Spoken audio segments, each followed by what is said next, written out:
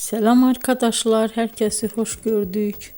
Bugün sizler için sevilen oyuncularımız Birce Akalay ve İbrahim Çelikkol'dan güzel sempatik fotolar hazırladık. Birce Akalay yer gök aşk, hayat bazen tatlıdır, siyah beyaz aşk bu kimi dizilerde rol almış ve herkes tarafından çok beğenilmiştir. Biz de sizler için onların sempatik karelerini hazırladık. Yeni videolar görmek istiyorsanız kanalımıza abone olup bol bol yorum yazmayı, sona kadar izlemeyi unutmayın. Bizden bu kadar. Hoşça kalın.